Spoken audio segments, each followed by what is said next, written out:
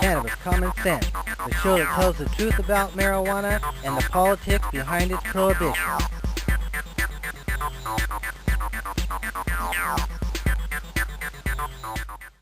20 states have passed pro-industrial hemp legislation.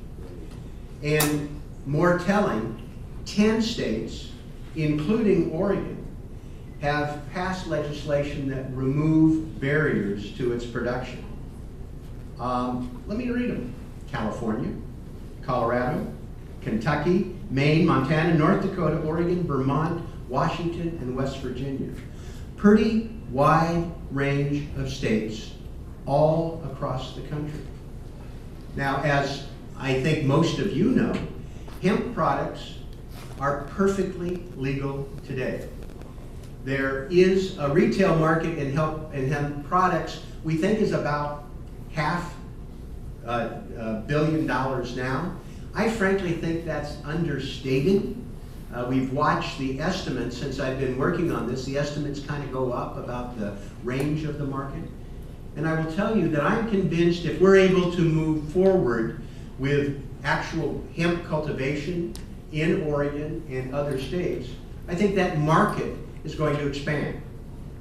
The hemp, there'll be more competition for it, and it can be grown locally, not imported from Europe or Canada or Kamchatka or someplace. So the supply line is shorter and the competition is greater.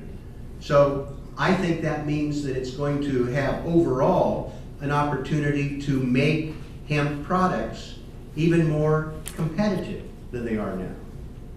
Additionally, it's going to, I think the attention that is going to be directed as a result of what's going on in Oregon and other states, we're going to watch the expansion. So I think there will be more attention, more involvement, and I think you're going to see even more commercial application. So from my point of view, it's gone from less than $1/3 of a billion to $500 million, and I think it's going to expand dramatically. You see some of the products out there. This is a hemp flag. Gerald Polis and I arranged for it to be flown over the United States Capitol on July 4th.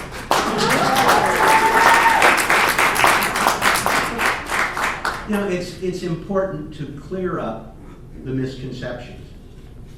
Industrial hemp, now why don't you repeat after me? Industrial hemp is not marijuana, right? You ought to practice that in other groups. You know, it's really frustrating. There's less than 0.3% of THC. It's not a drug. Now, we can argue about outdated drug laws anyway. I mean, is marijuana really worse than heroin and meth? But that's a debate for another day. We don't need to get into it. I don't want to get into it. I want to focus on hemp. Regardless of your view about other drug laws, this is not a drug. And we need to come together to help people understand that and what the opportunities are. I have been listening to people who've been cornering me for decades. Some of you have been stalking me in this room. But the point has been well taken. And so we've been working as part of a whole range of issues in Congress to get this thing off the table, get it passed, get it accepted. Now, part of what's interesting for me is that the controversy surrounding marijuana is going to help us sweep through some of the misconceptions. As you know, 21 states and the District of Columbia have legalized medical marijuana. Over 110 million people live in states that have medical marijuana where it's legal. And this fall, 2 states Washington, and Colorado voted to legalize adult recreational use of marijuana. What happened is this has set up an interesting conflict with federal law. And again, not debating the merits one way or another, that's an issue. But President Obama famously said, when challenged, is the Department of Justice going to be prosecuting Colorado officials for doing what they're required to do in the state constitution, which over 55% of the people told them to do? And the president said that he had bigger fish to fry. And that's true. And so we had the statement from the administration, which was logical and a way to avoid an unfortunate conflict between the state and federal authorities. We do have bigger fish to fry. The problem was that there were 83 independent U.S. attorneys who were frying those smaller fish.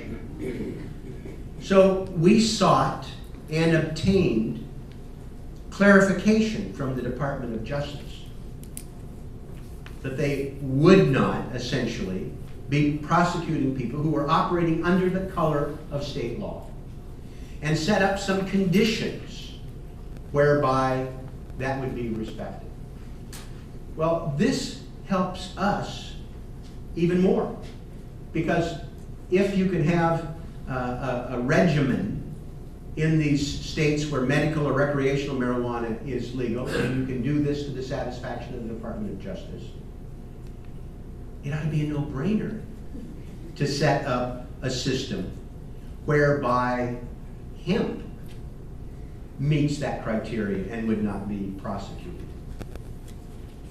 It's very, for me, exciting to have that guidance from the U.S. Attorney laying out the priorities, but even more important for us in Oregon, the U.S. Attorney Amanda Marshall has stated that her position will be to rely on state and local authorities to address localized activities.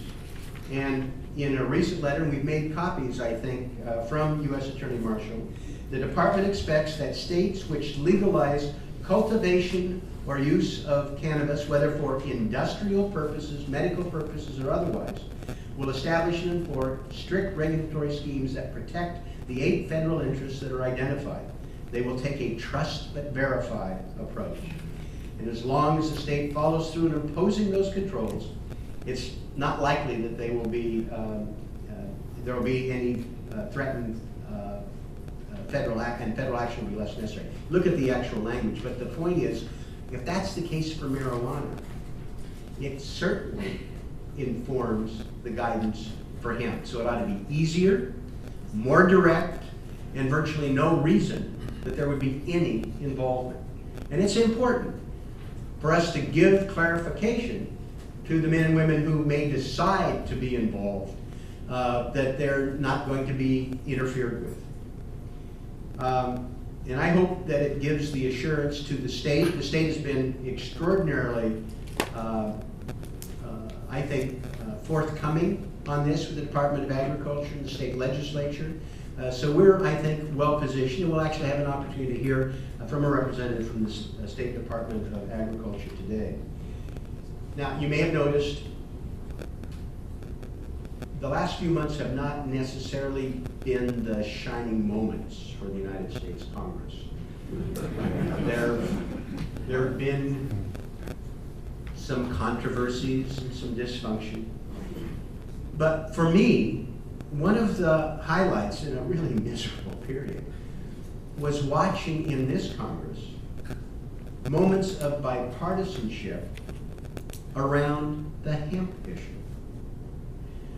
During the Farm Bill debate, together with a colleague from Colorado, Jared Polis, and one from Kentucky, Thomas Massey, a Republican from Kentucky, who has agreed to be our lead with the legislation in Congress. We offered what we thought was sort of a simple common sense amendment. And that's always a danger sign in Congress, because those are the first to lose. that would allow colleges and universities to grow and cultivate hemp for academic and agricultural research purposes. And it passed. It passed with bipartisan support. I think it was 225 votes. And that provision is still on the table for the Farm Bill discussion we have now. And we're working for the conference committee, and some of the stuff that's going to be in the bill makes me cringe. I don't know that I'm going to be able to vote for it. But I think we're going to be able to keep this provision and be able to do something else that's very important. It's not just to give a clear signal to Oregon agriculture that it is appropriate for them to go forward if they cultivate it as they see fit. It's important to help them cultivate it.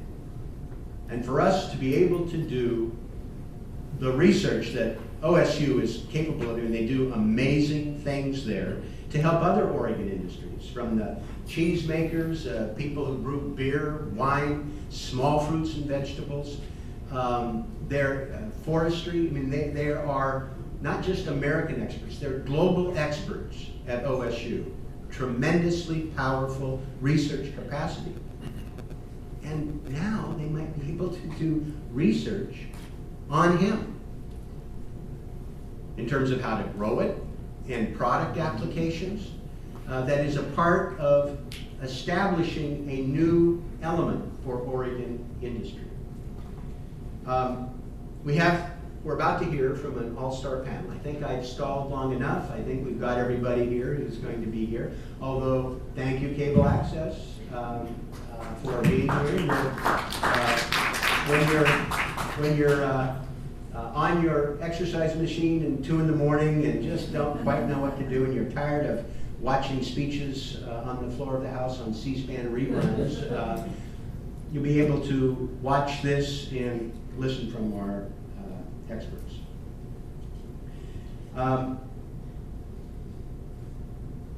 I did want to acknowledge how helpful the Department of Agriculture's Katie Koba has been. She's the director, and talking through with her the nature of this federal partnership.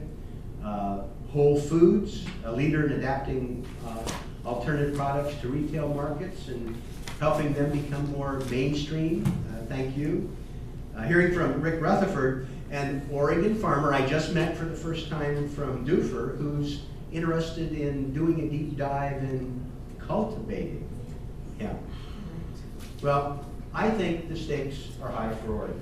We want to be able to strengthen our economy, particularly what happens in rural and small town Oregon. Being able to have one more product that they can cultivate that has a number of applications, I think is a step towards helping the economy in an area that's been battered by the recession. And as we research, grow, and be able to have access to hemp, I think it's also going to help small entrepreneurs. I mean, people who have ideas for hemp products that can be more affordable and accessible. So I think it's going to unleash other areas of economic activity. Because this is part of an effort that we need to do here. We want to support and encourage this process being set up with the state of Oregon, the Department of Agriculture. We want to learn from one another, and we want to inform the public so we can lay the foundation. I would like Oregon to be a leader as we move to the point where it is clearly going to be authorized under federal statute, and we are doing more for research and product development. But Oregon, once again, is poised to be a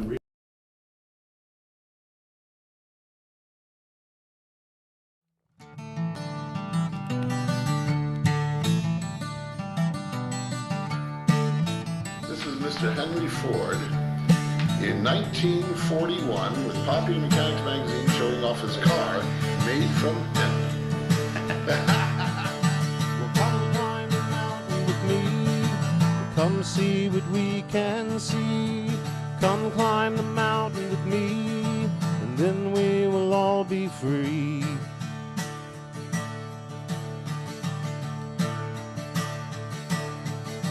Some men are born to lead, some men have destiny. Some men plant the seed, and some men set it free. Here we had 92,000 cars a day, thousands of people parking behind the FBI building, and they arrested us and they said, you cannot do this. I said, well, I'm not going to pay you a fine and go on probation. So I did 15 days in prison rather than give them a $5 fine. Wow, you know, that's kind of like telling Jesus you can't practice on Sunday. It was a fine line.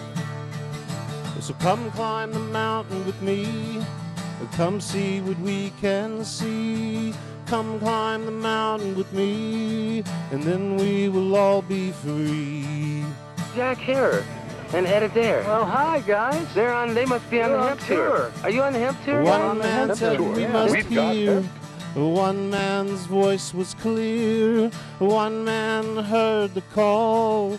His vision speaks for all. The number one plant for paper, fiber, and fuel from the natural cycle had been outlawed. That somehow the synthetic cycle had won, when the number one thing in the natural cycle could outproduce it and completely clean up the atmosphere. So my partner, Captain Ed, who had become my partner in 1973 and doing the politics of this, said, we have to teach everybody in the world. So we went around and told everybody. But it was a slow process. So come open your eyes with me, and come see what you can see. It's time for the world to know the emperor wears no clothes. Come open your eyes with me. It's time for you to see. It's time for the world to know the emperor wears no clothes. It's time for the world to know the emperor wears no clothes. The emperor wears no clothes. The emperor wears no clothes. The emperor wears no clothes. Last night, as soon as we knew the two teams that were headed to the Super Bowl, the headline all over social media was it would be the first Super Bowl among teams from states that had voted to legalize recreational use of marijuana, in this case, Washington State and Colorado. It has been slowly trending that way in some places, and because it's been in the news, the New Yorker magazine asked President Obama about it during an interview, and his answer on it is making news. Our report tonight from our chief White House correspondent, Chuck Todd. Legalization of marijuana in Colorado and Washington is sparking a national debate. People like me, just regular everyday moms, probably will give it a try. And now even the president has weighed in, telling the New Yorker magazine, I don't think it is more dangerous than alcohol. But the president is not exactly condoning its use either, even though he's tried it. Here's how he views it. As a bad habit and a vice, not very different from the cigarettes that I smoked as a young person up through a big chunk of my adult life. But as a father, the president has his limits. And I've told my daughters, I think it's a bad idea, a waste of time, not very healthy. But Mr. Obama's live and let live attitude is in stark contrast to past White House positions on the drug. Who's talking about Mrs. Reagan? In the 80s, Nancy Reagan appeared in a popular sitcom to boost her Just Say No campaign. I'm concerned about drug abuse, especially among the young. Later in that decade, marijuana use torpedoed one of Ronald Reagan's Supreme Court picks, Douglas Ginsburg. By the early 90s, as the baby boomers started to come of age, admitting to smoking a joint didn't necessarily snuff out someone's political future. I experimented with marijuana a time or two, and I didn't like it, and didn't inhale. It's been a long journey. In 1969, 84% of Americans were against legalization of marijuana. Today, 58% are in favor, and the president may have just helped that number grow. And a president says marijuana is no more dangerous than alcohol, that's going to affect a lot of people, could change history. But General Barry McCaffrey, who ran the Clinton White House Office of National Drug Control Policy, says legalization is a bad idea. Early onset exposure to marijuana, to ecstasy, to beer consumption is the pathway to a lifetime of addiction. The question now, how will the president's comments impact the debate? Chuck Todd, NBC News, Washington. I'm Scott Hoagland. This is Planet Hemp. I was sitting in a Motel 6 and the Bible was there on the shelf, so I decided to pick it up and read a verse. Well, according to Genesis chapter 1, verse 29, God gave every man every herb bearing its seed which is on the earth. Well, this plant I have which bears this seed ended me up in a jail, and they took my herb away and threw me in a cage. Well, that makes me ask the question, who are the... Throughout this program, you will learn how one of the world's oldest cultivated crops can play a major role in dealing with some of today's environmental struggles, as well as increasing the wealth, economy, and well-being of its population. Gotta stick together and tell them this shit ain't right. Learn first and then decide.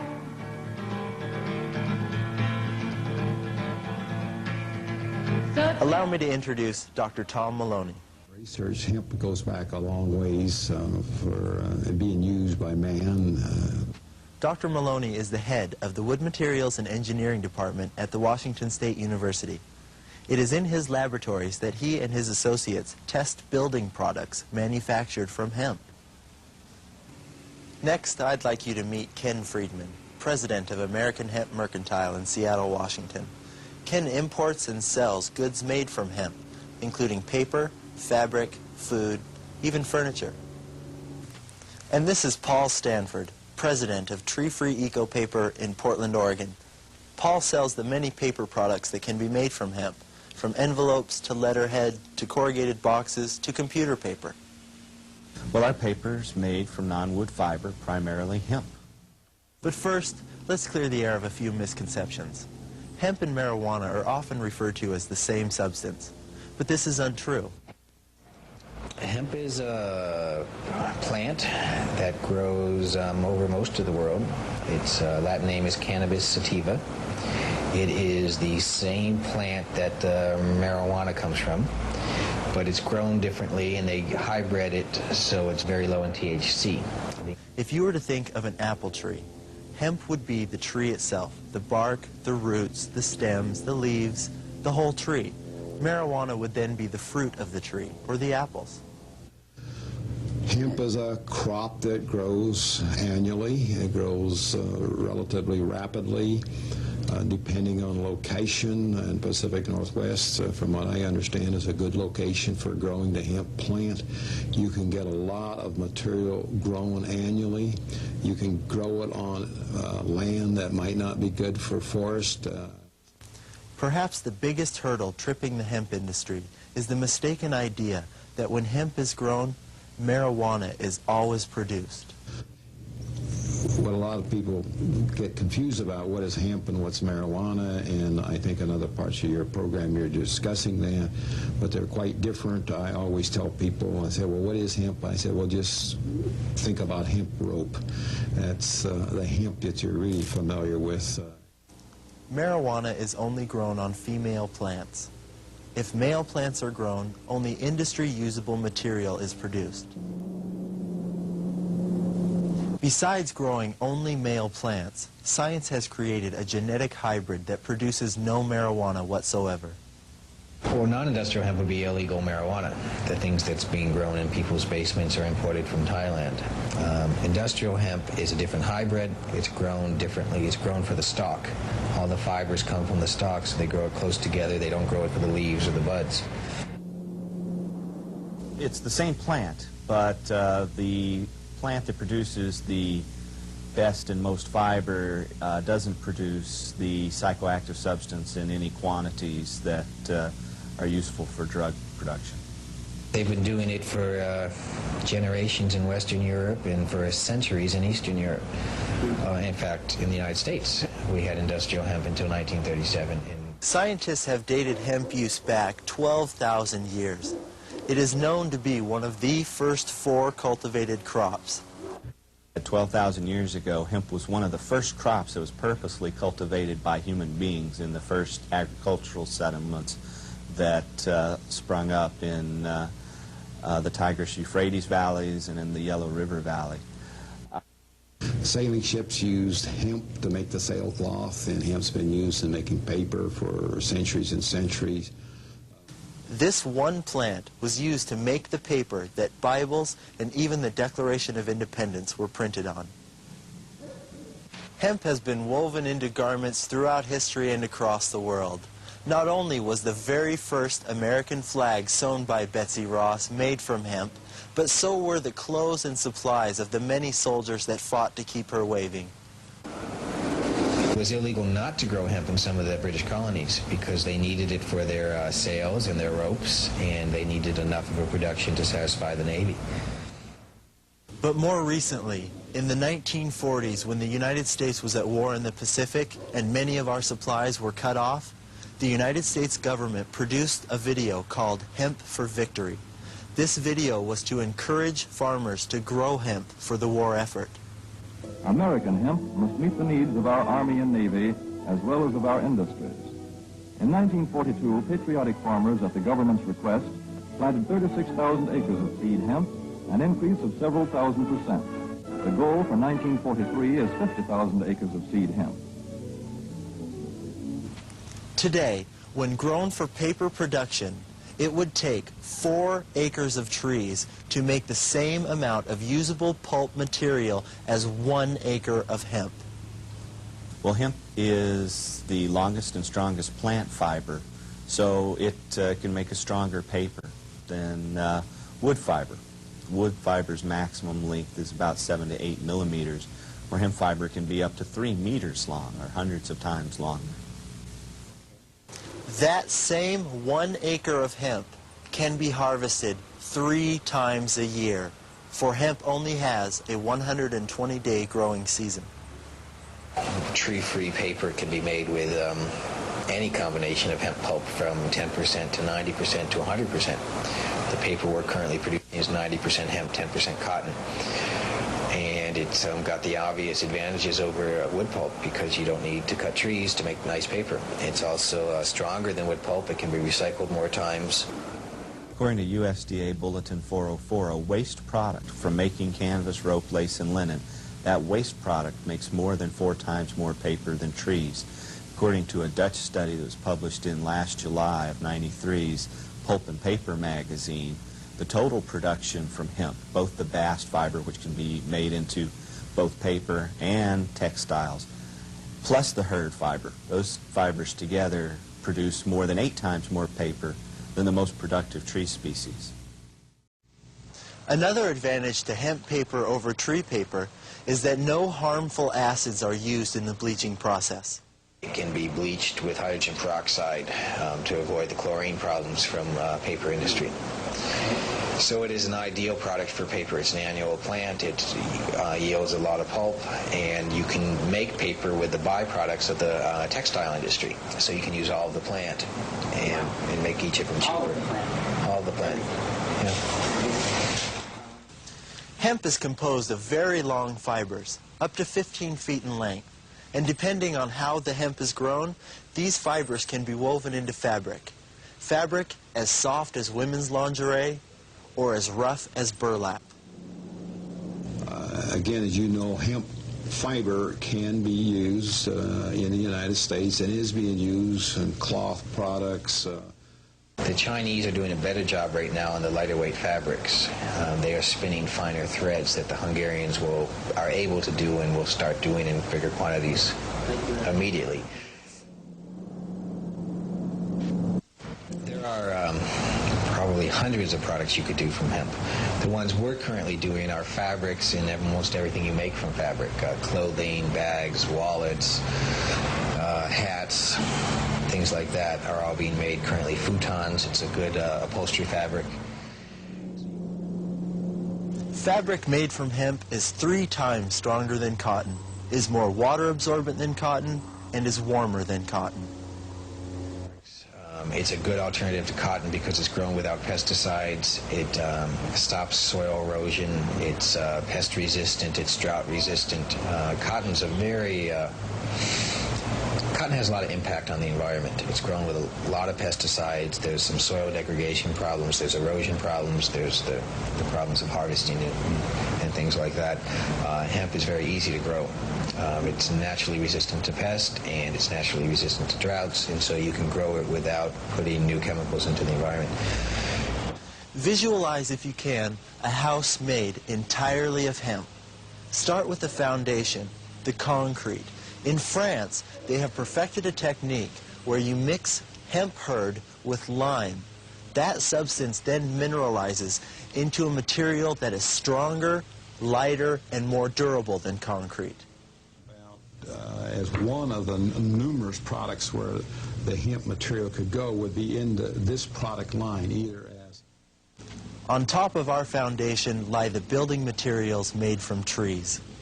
Hemp has the potential to replace these products.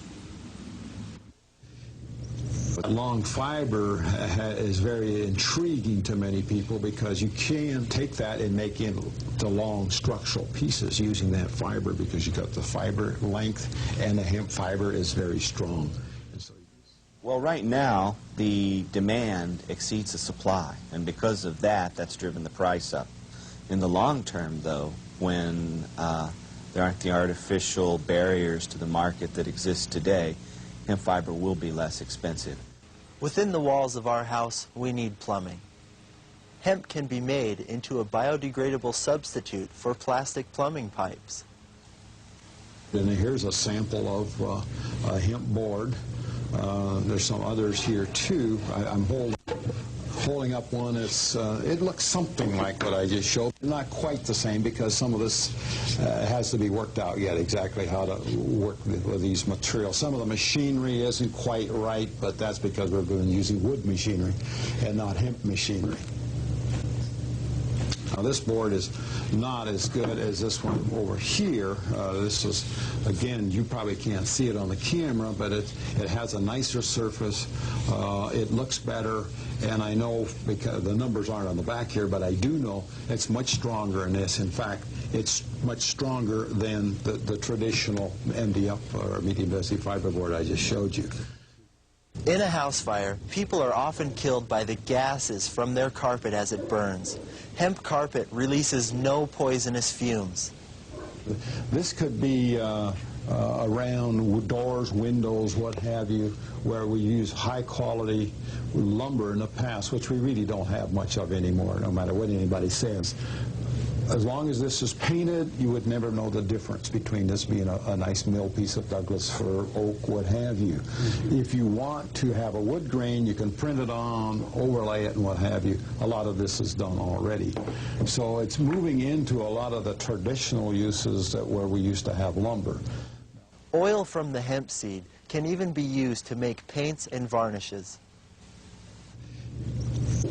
It works in there. It has worked elsewhere. It's been used some in this country in the past, but there is the possibility of making this kind of product with the fiber as well.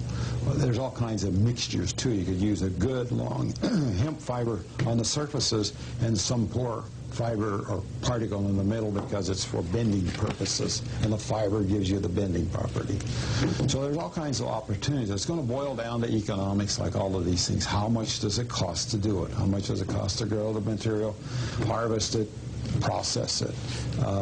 And supply and demand's in there too. If you don't have the wood material, if you want to keep making these kind of products, you use something else. All of us want it to happen as soon as possible. It'd be good for the American farmers. It'd be good for the environment. It'd be good for the consumer. We get cheaper hemp products here very quickly. The same process by which we make ethanol fuel from corn can be used to convert hemp into a usable gas for our cars and to heat our houses. There is a process which you can make the same way you make ethanol from corn. You can make it out of hemp very economically, I think. You can also make hemp seed oil. It can be used as a fuel. This would mean less dependency on any foreign oils and would reduce the price of gasoline in this country. But what about food? Hemp seeds contain all of the necessary and essential fatty acids, amino acids, and protein necessary for human life. You can use it as a cooking additive. You can use the hemp seeds themselves in cooking. You can cook in the oil. It's very... And such a variety of foods can be made with the hemp seed. Anything from hemp ice cream to hemp peanut butter, all of which aid in increasing the body's immune system and actually remove life-threatening plaque from our arteries. It's very high in the essential fatty acids, high in protein, low in the bad kind of cholesterol, high in the good kind of cholesterol. It's like flaxseed oil as far as all the health benefits. Just as it has done in the past, the potential is there for hemp food to play a key role in ending our world's hunger problem. Probably everything can cure world hunger if you do it right. It could be part of the solution, certainly. And it's a plant that you can grow and be good for the environment, at the same time feed people. It's high in protein. It would contribute to the solution. So what climate conditions are good for growing hemp? Well, hemp is indigenous to Central Asia region, area Kazakhstan, Pakistan, the Tibetan region of China, and Kashmir region of India. Hemp is like a weed. It can grow virtually anywhere, in virtually any soil. Well, there are two main sources of hemp in the U.S. market right now, Hungarian hemp and Chinese hemp. Well, it's grown in Holland. It was made legal to grow in England, I believe, in June of this year. And there's some hemp farms in Canada at the present time. Hemp can be planted in areas that have been deforested or fallen victim to a fire. You can grow it on land that might not be good for forest. I understand some parts here in eastern Washington where it's not particularly great for growing anything. Hemp crop would grow well. Its long roots anchor the soil in place to prevent erosion, and its nutrient-rich foliage mixes with the soil to actually increase the fertility for the coming years. This is why hemp is also a good rotation crop for farmers. Judging from the acceptance our products have gotten, I'm pretty sure the general public would not have any objection, or very little objection, to industrial hemp being grown here. The politicians don't realize that. Nobody even wants to talk about it yet. But with the environmental issues becoming more crucial, with the American farmers needing new crops, with the paper industry needing new pulp, it should happen very quickly. The idea behind the hemp movement is not to eliminate jobs or eliminate industries. It is to create more jobs and new industries to integrate hemp knowledge and hemp products into today's society. The logical way to use this to start with is as a supplement to present wood material in an operating medium density fiberboard plant like I showed here, or particle board, which is a little coarser particle, as a supplement to that raw material. And so people become familiar with the processing of the material, and it gets used properly in the board, and then eventually, with success, you could move on to a manufacturing plant that would use the hemp material exclusively. I'm not optimistic. It might be 5 or 10 years before they allow it. And what we're trying to do is put the hemp products under the nose of the American consumers so they can see it's a good product and not be afraid of it, and start accepting it and accepting the idea of growing it here. Support your local hemp industry. Buy hemp products. See for yourself. Test them against products that you use now. Which do you like better? Then make a choice. It would appear that it has lots of benefits and a lot of good things that you can do with it, and the secret is economics, like I said before, and developing a way to take it out of the political and emotional scene so that there's not a concern that you're growing a drug material rather than a building material. But it's just a question on how much political resistance there's going to be. It could happen within 1 year of the United States government allowing it. It might happen sooner under a permit plan. And I think what's going to happen is that cannabis will be taxed and regulated, and that hemp fiber and seed will be grown without regulation, and within 10 years will become a major source of fiber for papermaking. I'm Scott Hoagland. This is Planet Hemp. Think about it. Hi, I'm Willie Nelson, and I urge you to support the Oregon Cannabis Tax Act to regulate marijuana and restore industrial hemp. This initiative will end adult marijuana prohibition and let our criminal justice officers focus limited resources on real criminals and not on marijuana users like me. OCTA will also allow farmers to grow hemp for fuel, fiber, and food to create jobs and help our economy. Please support OCTA. Thank you. This is, as you can see, Indian cannabis, a fluid extract of Indian cannabis from Wyeth and Brothers. Right next to it, it is a cannabis compound called Kill a Cough. It's a really neat bottle. It's if you like bottles, and I do. This one is a chloroform cannabis mixture, and it's called Kill a Cough as a cough medicine. Next to it, we have this. It also came in this. It's also Kirkcalls cough medicine. It has a little package here with instructions in Swedish, Bohemian, Spanish, Italian, French, and several other languages. So this is also cannabis and chloroform. Basically, that just knock you out, right, doctor? You take cannabis and chloroform, boom, you're knocked out. You won't be coughing. Then we have this one from Eli Lilly, a 1-pint bottle of fluid extract number 96 cannabis. Eli Lilly had about 8 different cannabis preparations, several of them pure, some of them were fluid extract, powdered extract of hemp, which was basically hashish. Then we have this little package of hemp oil. We've taken it and lit this lamp to demonstrate the energy potential of cannabis, and then of course our hemp twine. Prohibition of any kind does not stop illicit behavior, it drives it underground. I really think that the majority of Republicans are classical liberals. I'm a classical liberal. Less government, best government. Abraham Lincoln said that. The laws against marijuana are causing more trouble and harm to our society than drug abuse itself. I saw the utter failure after 20 years of police work of this policy in our society. We just need to end the war on drugs as being totally ineffective and devastating and more of a problem than the drug problem itself. Not once do I remember responding to a call of domestic violence and that person being under the influence of marijuana. We need to measure the effectiveness of our nation's drug policy by harm reduction, not by how many people do we lock up.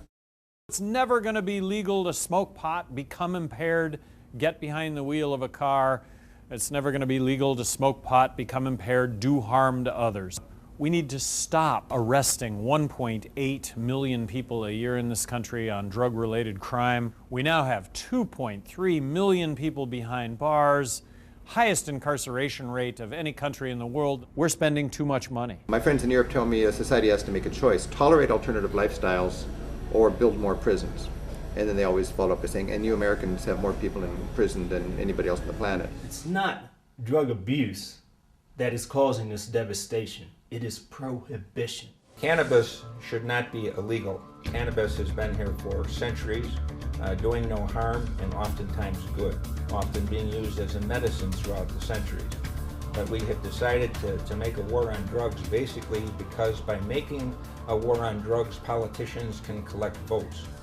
Since 1999, I have advocated legalizing marijuana. Control it, regulate it, tax it, make it like alcohol.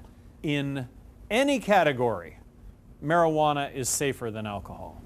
And either we're inherently evil people that should be locked up or there's something wrong with our legal system and we've got to take the crime out of the equation when it comes to drug policy. In our lifetimes, Russia is not going to recover from its monetary collapse. That's what's facing the United States.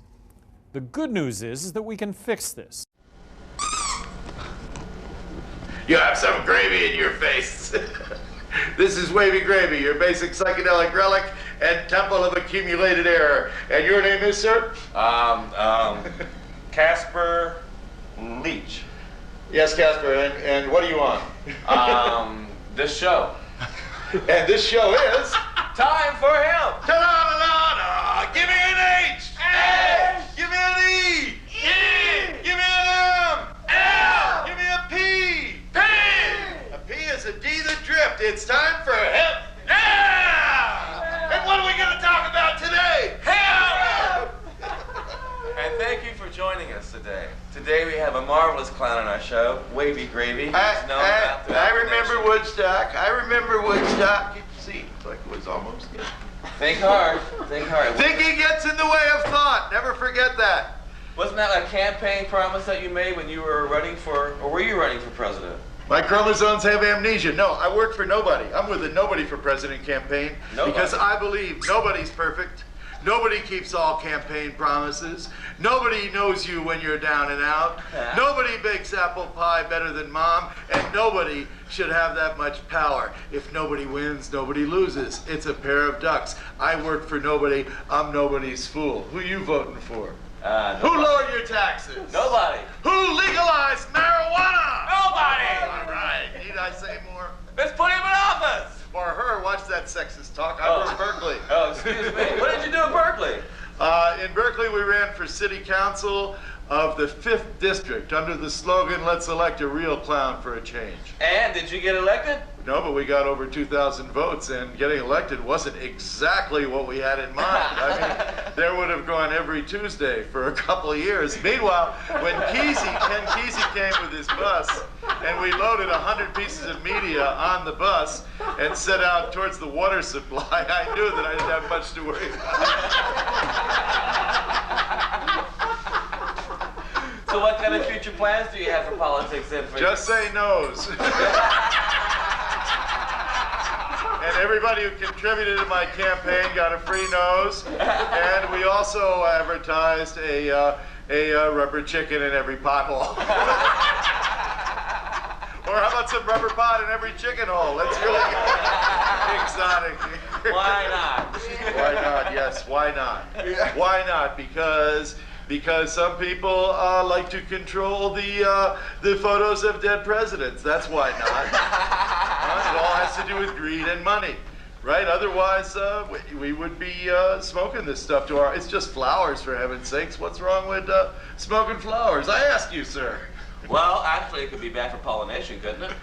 And not only that, it's very hard to pollinate when you're in jail. Do not pass go. Do not collect $200 for smoking some flowers. Come on, spare me. Give me a break. But we know it's addictive, right? It's a gateway drug. Isn't it a gateway drug? It's a gateway. If that's the gateway, where's the door? I'd like a key to get in the door.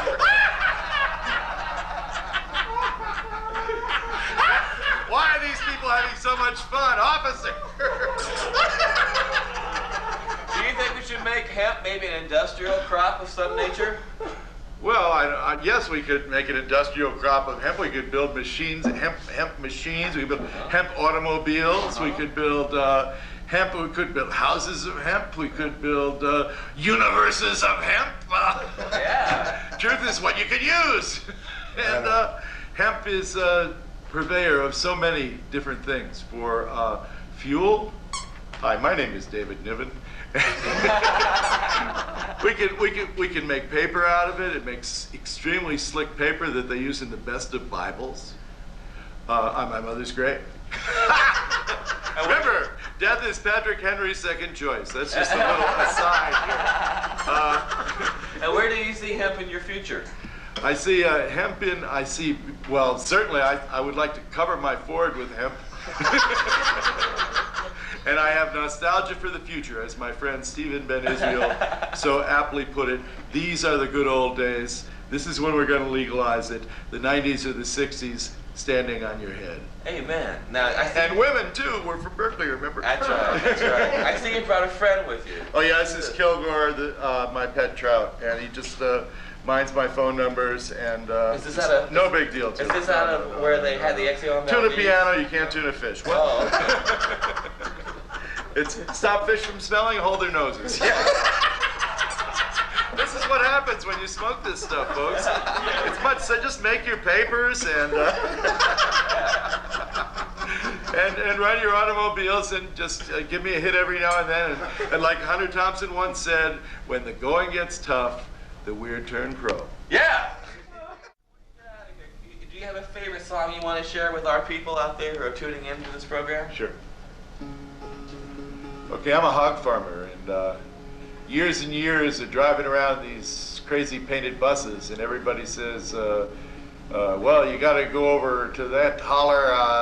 Old Zeke knows where it's at. We'd drive over there and we'd ask Zeke where it's at, and we get sent some. We're driving around asking people where it's at. And this song is like if you take an arc of lights and if you put a match between two mirrors, as I said to the mirror the other morning, it's all done with people.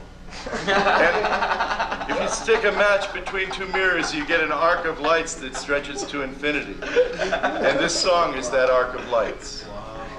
And wouldn't it be neat if the people that you meet had shoes upon their feet and something to eat? And wouldn't it be fine now if all humankind had shelter? Basic human needs, basic human deeds, doing what comes naturally. Down in the garden where no one is apart, deep down in the garden of your heart. Now that's the chorus. Sing it with me. Basic human needs. Only a few of us, so we gotta do it with gusto. Basic human needs. Basic human deeds. Basic human deeds. Doing what comes naturally. Doing what comes naturally. Down in the garden. Down in the garden where no one is apart. Deep down in the garden. Deep down in the garden of your heart, the garden of your heart. And wouldn't it be grand if we all lent a hand so each one could stand on a free piece of land? And wouldn't it be thrilling if folks stopped their killing and started in tilling the land till they have basic human needs? Basic human needs. Basic human deeds. Doing what comes naturally down in the garden where no one is apart. Deep down in the garden, you know where, the garden of your heart. Here's the bridge. Not just churches, not just steeples, give me peoples, help in people. Help yourself and work out till the stars begin to shout. Thank God for something to do. Basic human needs. Basic human needs, yeah. Basic human deeds. Doing what comes naturally. Down in the garden where no one is apart. Deep down in the garden of your heart. Last verse. And wouldn't it be daring if folks started sharing instead of comparing what each other was wearing? And wouldn't it be swell if people didn't sell their Mother Earth basic human needs? Last time with gusto, basic human needs. Yeah! Basic human deeds. Doing what comes naturally. Yeah. Down in the garden where no one is apart. Deep down in the garden of your heart. Let's legalize it. Ow! Thank you. Thank you, sir. Thank you very much for sharing your time with us here. Sure. No, I feel it. Has it been a pleasure to have shared with you too, Werner? Yeah. A lot of hip seed, we hope. Yes, truly that. Nice. That's right. So, Casper, you're pioneering a hemp radio network. I am, and it's exciting. I can tell you, 20 hosts are giving you 30 hours each week of new content about ending prohibition. We are kicking ass and taking names. I can tell you, we got Judge James Gray on the network. We got Mary Lynn Mathery and Albert from Patients at a Time. Terry Joyce from Winter Last Comic Standings on midnight through the week. We got all kinds of great music from TJ, the DJ, and I can certainly tell you And you've got shows in French and Spanish. Oh, yeah, that's another thing. We're going to be Michael doing Kravitz out there. 3-hour show on Valentine's Day, all in French, starting at 3 a.m. that morning. Normally we do our French show. That's about noon in Paris. It is, all in French, right out of Paris. And then Tuesdays and Thursdays we do a show all in Spanish, which is for you people in Kentucky, El Spanish, hello. And then we've also going to be adding German and Japanese in the next couple of months. All right. So And what's your website? I think Steve D'Angelo is going to be joining our team as well. So that's exciting. We got him and Jody Emery as guests this next Thursday on the Time for Hemp broadcast All right. show. I get to co-host. And you're the joint host of that particular broadcast. So go to timeforhemp.com. You'll find us there. Tumblr, SoundCloud, iTunes. We are a growing network of people who like to grow together. That's right. I want to tell our viewers that if you want to get a medical marijuana permit anywhere in the United States, we have doctors who can help you. You can go to our website at hemp.org. That's HEMP.org. Or to get involved in our petition campaigns and support our petition efforts, you can do that as well. I want to thank you for watching. We're going to go out on another little tune by Malachi, who's standing by in the wings, ready to play. Thank you folks for watching. Tune in next week. We'll have Dr. Philip Levesque on as our guest next week. Tune in and help us restore hemp. 32 seconds of Etta Baker, Railroad Bill.